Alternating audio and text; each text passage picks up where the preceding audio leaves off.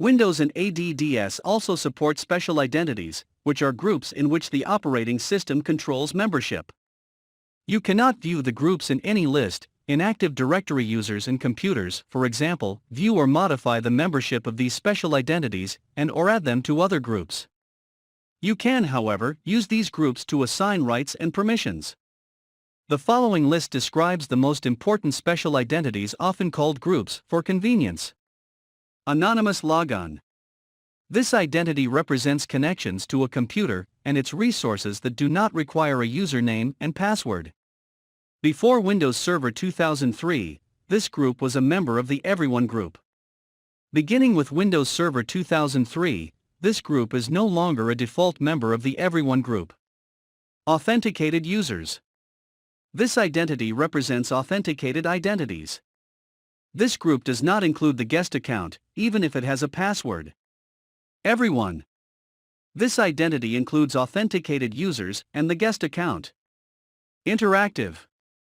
This identity represents users who access a resource while signed in locally to the computer that is hosting the resource, as opposed to accessing the resource over the network. When a user accesses any resource on a computer on which the user has signed in locally, the user is added automatically to the interactive group for that resource. The interactive identity also includes users who sign in through a remote desktop connection, RDC. Network. This identity represents users who access a resource over the network, as opposed to users who sign in locally at the computer that is hosting the resource. When a user accesses any resource over the network, the user is added automatically to the network group for that resource. Creator-owner. This identity represents the security principle that created an object. The creator-owner automatically has full control permission on the object by virtue of being the entity that created the object. The importance of these special identities is that you can use them to provide access to resources based on the type of authentication or connection, rather than the user account.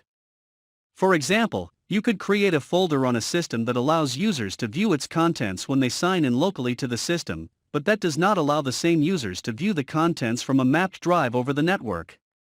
You could achieve this by assigning permissions to the interactive special identity. A common scenario for the creator-owner group is when you set NTFS permissions on a root folder to allow users to create subfolders, such as home directories. The creator-owner group grants users full control permission on those home directories because the user created the subfolder.